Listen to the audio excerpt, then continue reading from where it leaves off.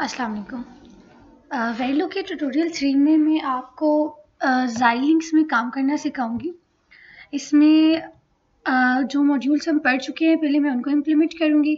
हमने ABC module पढ़ा था, उसकी 3 इनपुट्स थी और एक एंड गेट, और गेट और 2 आउटपुट्स थी। उसको मैंने डिफरेंट तरीक़ों से लिखा था। ये सिंपल तरीका था और ये जब वो वेक्टर्स बन गए थे, वेक्टर्स का इस्तेमाल भी मैंने आप लोगों को सिखा दिया था। अब मैं इनको अपने ज़ाइलिंक्स सॉफ्टवेयर में इनको लिखूँगी और इनकी वर्किंग में आपको बताऊँगी कि कैसे वर्क करते हैं। एक minute, tip of the day, you can close it. सबसे पहले आपने न्यू प्रोजेक्ट में जाना है। देन आपने अपना कोई फ़ोल्डर सेलेक्ट करना है जहाँ पे आप रखना चाहते हैं। मैंने इसको लेक्चर 3 के फ़ोल्डर में रखा है, वेरिलॉग। प्रोजेक्ट का नाम ABC मॉड्यूल, ठीक है।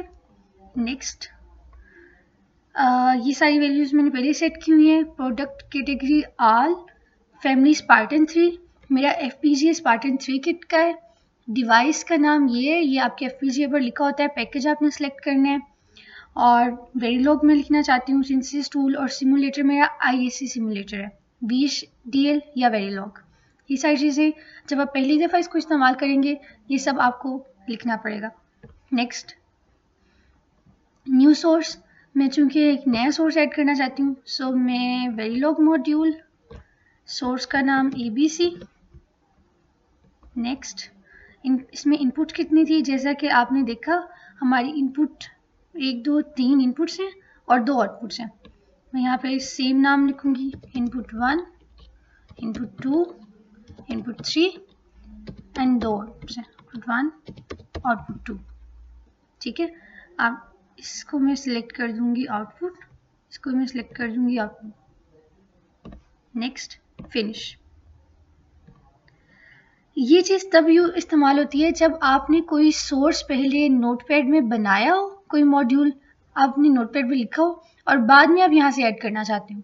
मैं आपको वो भी तरीका बाद में बताती हूँ कि वो काम कैसे करते हैं। सबसे पहले हम इसको नेक्स्ट करते हैं, देन फिनिश। अब ये मेरे पास आ गया है ABC मॉड्यूल। ये चीज़ देख रहे हैं आप, ये डिज़ाइन समरी, या हमें डिज़ाइन समरी क्या बताता है, मॉड्यूल का नाम बता रहा है हमें, डिवाइस हमारी कौन सी है, वर्जन कौन सा है हमारे इस प्रोडक्ट का। और इसके अलावा सिंथेसिस रिपोर्ट जो है वो तब बनती है, स्टेटस उसका तब आएगा जब हम इसको रन करेंगे, सिंथेसाइज करेंगे। ये आप देख रहे हैं ABC.B, ये हमारी डिवाइस का नाम है, ठीक है। ये हमारा आगे कोडिंग। अब मैं इसको इस तरह लिखने की बजाय मैं इस तरह भी लिख सकती हूँ। इसको मैं कॉपी पेस्ट करती हूँ, कॉपी,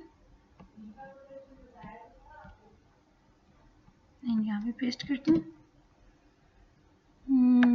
अगर इसको अच्छे तरीके से लिखना है तो प्रॉपर स्पेसिंग दी जाए।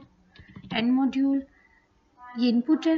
इनपुट्स को जैसे पहले लिखा हुआ था अलग अलग हम उस तरह भी लिख सकते हैं, लेकिन ये मेथड भी अच्छा है। अब ये देखिए, ये मैंने चीज़ बनाई, इसको मैंने सेव किया, यहाँ से आप सेव कर सकते हो। अब आप क्या करना चाहते हो, इसको टॉप मॉड्यूल सेलेक्ट किया हुआ है। टॉप मॉड्यूल का मतलब है कि ये हमारा वो मॉड्यूल है जिसको हम सिंथेसाइज करना चाहते हैं। यहाँ पर ये जो 3 डॉट्स स्क्वायर्स आपको नज़र आ रहे हैं, इसका ये मतलब है कि ये टॉप मॉड्यूल है। अब हम इसको सिंथेसाइज करना चाहते हैं, ये सिंथेसाइज लिखा हुआ है, इसको डबल क्लिक करिए। ये देख रहे हैं आप, ये सिंथेसिस रिपोर्ट तैयार हो रही है।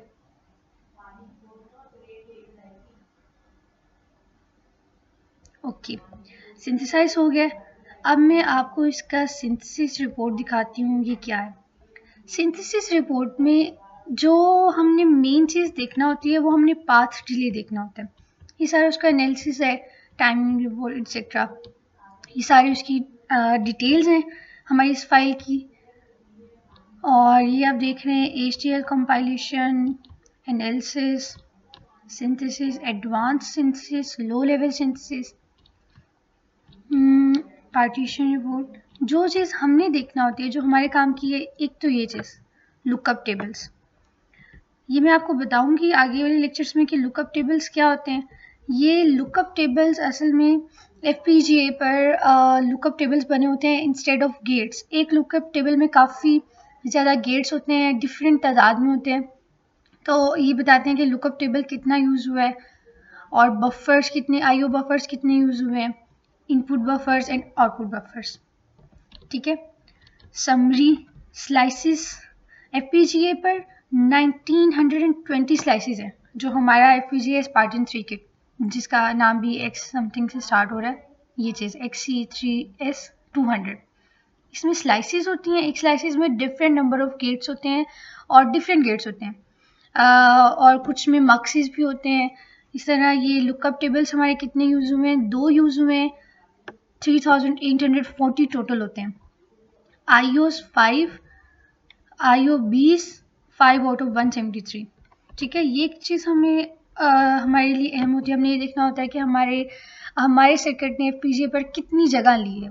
नेक्स्ट हम देखते हैं कि इसका टाइमिंग रिपोर्ट, जो कि मेन चीज़ है। ये टाइमिंग समरी आप ये देख सकते हैं, मैक्सिमम कॉम्बिनेशनल पाथ डिले, ये हमारा मेन चीज़ है जो हमने देखना होता है कि इसको टाइम कितना लगेगा, डिले कितना आएगा इसमें। ये देखें टोटल डिले, ये इंडिविजुअल डिले बताया हुआ है, देन टोटल डिले बताया हुआ है, number of errors no, warnings no and infos no. So ये थी हमारी सिंथेसिस रिपोर्ट। अब हम चलते हैं RTL स्कीमेटिक पर। इसमें हमारे सर्किट का स्कीमेटिक दिखाया जाता है।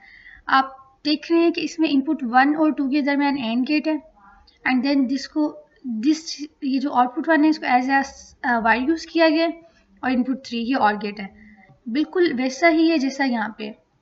सो ये RTL स्कीमेटिक है जो कि हमें ये दिखाता है। RTL का वैसे मतलब होता है register transfer level. RTL coding Verilog में एक अगली लेवल की कोडिंग है, लेकिन RTL स्कीमेटिक हमें दरअसल बताता है कि कितने लॉजिक गेट्स को यूज़ किया गया है और किस अरेंजमेंट में किया हुआ है। हमें एक स्कीमेटिक दिखा देता है, एक डायग्राम दिखा देता है। इससे हमें अंदाज़ा हो जाता है कि हमारा क्या सर्किट सही बना भी है या नहीं, जो हम एक्सपेक्ट कर रहे थे क्या उसके मुताबिक बना है या उसके मुताबिक नहीं बना। तो हमने इसको अपने ABC मॉड्यूल को, जो कि हमने यहाँ पे बनाया था, ये आप देख रहे हैं, हमने वहाँ पे प्लॉट कर दिया। अब मैं ये चाहती हूँ कि मैं वेक्टर वाली चीज़ें यूज़ करूँ। इसमें एक इनपुट है, एक आउटपुट है, और इनपुट एक वेक्टर है, आउटपुट भी एक वेक्टर है, लेकिन ये 3 बिट वेक्टर है और आउटपुट 2 बिट वेक्टर है। अब मैं ये मेथड यूज़ करके प्लॉट करती हूँ और मैं देखना चाहती हूँ कि मेरा रिजल्ट क्या आता है। मैं जाऊँगी यहाँ पे सोर्सेज में, ये देखिए डिज़ाइन था, लाइब्रेरीज, स्नैपशॉट्स एंड सोर्सेज। मैं इसमें ऐड सोर्स करूँगी, न्यू सोर्स करूँगी, लेकिन मैं आपको ऐड सोर्स पे बताना चाहती हूँ कि ऐड सोर्स कैसे करते हैं। उसके लिए मैं जाऊँगी नोटपैड पर, notepad plus plus. Notepad plus plus का ये फ़ायदा होता है कि अगर हम इसको सेव करें तो ये वेरिलॉग फाइल के नाम से सेव हो जाता है, जिससे डिफरेंट कलरिंग्स आ जाती हैं। एक मिनट, मैं न्यू फाइल लूँगी। एक मिनट, ये मैंने बहुत सी फाइल्स पहले खोली हुई हैं जिसकी वजह से क्या है, ये मेरी आ गई न्यू फाइल। इसमें मैं अपना मॉड्यूल ABC और इसको सेव करती हूँ अपनी उसी जगह पर जिसमें मैंने वो रखा हुआ है अपना वेरिलॉग मॉड्यूल।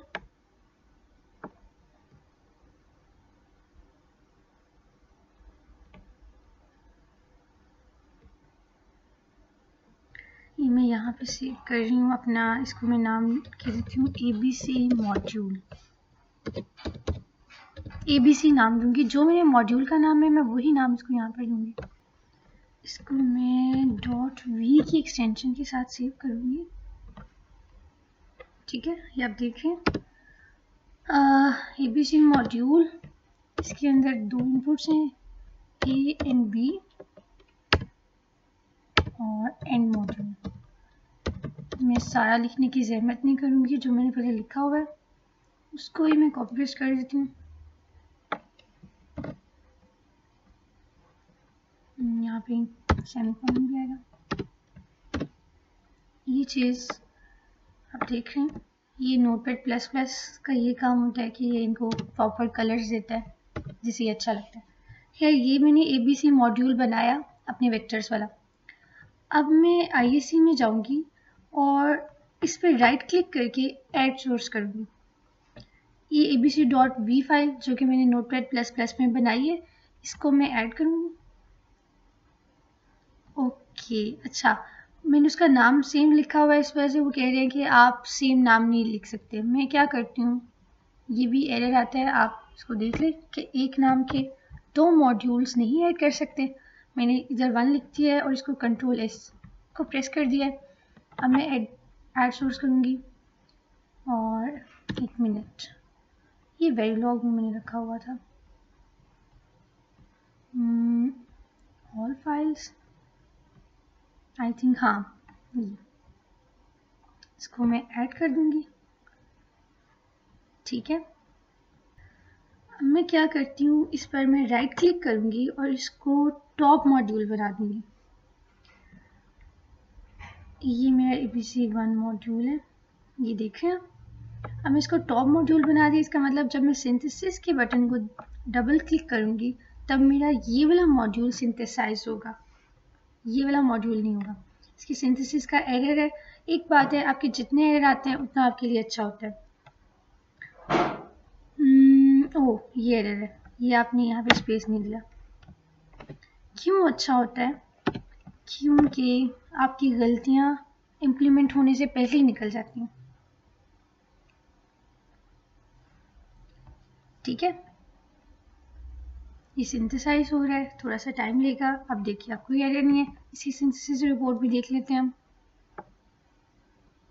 जो मेन चीज़ मैं आपको दिखाना चाहती हूँ, ये सारी चीज़ें बिल्कुल वैसी हैं जैसी पहले थी, क्योंकि हम वही सर्किट हमने इस्तेमाल किया है वही, लेकिन हमने बस कोडिंग में थोड़ा सा फ़र्क किया है। इसका कम्बिनेशनल डिले भी उतना है और अब आप देखेंगे कि इसका स्कीमेटिक भी वैसा ही बनेगा, बस ये एक वेक्टर आ गया। तो अब हमने क्या किया कि ABC मॉड्यूल, हमने 2 मॉड्यूल्स को इम्प्लीमेंट कर दिया। अब हम चलते हैं अपने लेक्चर की तरफ। इसका नेक्स्ट था XYZ। मैंने XYZ में 2 ABC मॉड्यूल्स को कॉल किया था और मैंने XYZ मतलब आपको मॉड्यूल्स की इनिशिएशन के बाद उसकी कॉलिंग के बारे में आपको बताया था। अब हम चलते हैं XYZ को इम्प्लीमेंट करते हैं। यहाँ पे आप राइट क्लिक करिए, न्यू सोर्स, वेरीलॉग मॉड्यूल XYZ। ठीक है, नेक्स्ट। आप इसके इनपुट्स और आउटपुट्स देख लीजिए, 4 इनपुट्स हैं और 2 आउटपुट्स हैं। Input 1, input 2, input 3, input 4, output 1, output 2, ये। अब इसको मैं आउटपुट सेलेक्ट कर देती हूँ, इसको भी आउटपुट सेलेक्ट कर दो, नेक्स्ट, फिनिश। ये मेरे पास आ गया XYZ मॉड्यूल। मैं बिल्कुल इस चीज़ को कॉपी करके वहाँ पे पेस्ट कर देती हूँ।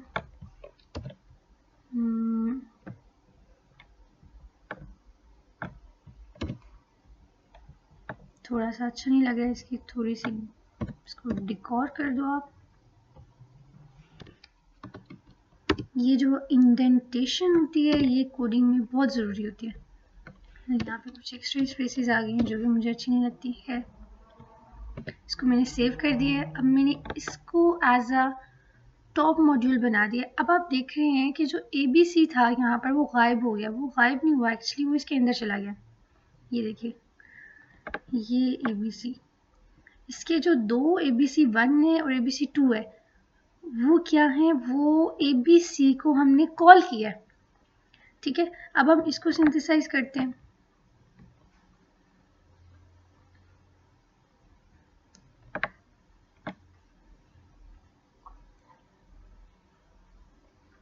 ठीक है, सिंथेसिस रिपोर्ट देख लीजिए, इसमें क्या आ रहा है।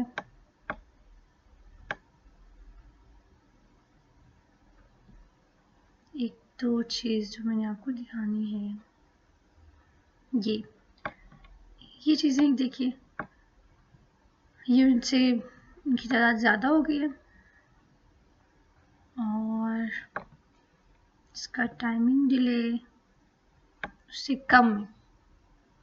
खैर, ये वाला जो सॉफ्टवेयर होता है ये हमें अप्रॉक्सीमेटली टाइम बताता है, और एबीसी मॉड्यूल्स एक जितना टाइम ले रहे हैं अप्रॉक्सीमेट बताएगा, ये हमें एग्जैक्ट नहीं बताता। एग्जैक्ट चेक करना मैं आपको बताती हूँ, यहाँ से आप चेक कर सकते हो। ये हमारे एफपीजीए को देखेगा सॉफ्टवेयर, एंड देन हमें कुछ एग्जैक्ट टाइमिंग्स भी बताएगा, जिसके बारे में आपको बाद में बताती हूँ। हम आरटीएल स्कीमेटिक देख लेते हैं पहले। अब ये देख लीजिए, ये भी एबीसी मॉड्यूल है, यहाँ पे लिखा हुआ है एबीसी 2 है, और ये भी एबीसी 1 है। ठीक है, ये दो एबीसी मॉड्यूल्स हैं जिनको मैंने कॉल किया है। अब ये बहुत अच्छा सा लग रहा है। अगर मैं एबीसी मॉड्यूल की जगह यहाँ पे एक एंड और लगाती तो ये थोड़ा सा बड़ा सर्किट बन जाना था।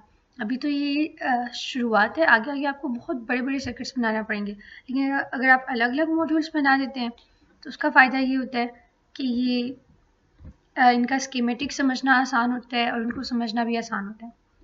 सो ये हमारा XYZ मॉड्यूल है। बाकी का लेक्चर नेक्स्ट टाइम इंशाल्लाह पढ़ेंगे। ओके, टेक केयर, तब तक अल्लाह हाफिज़।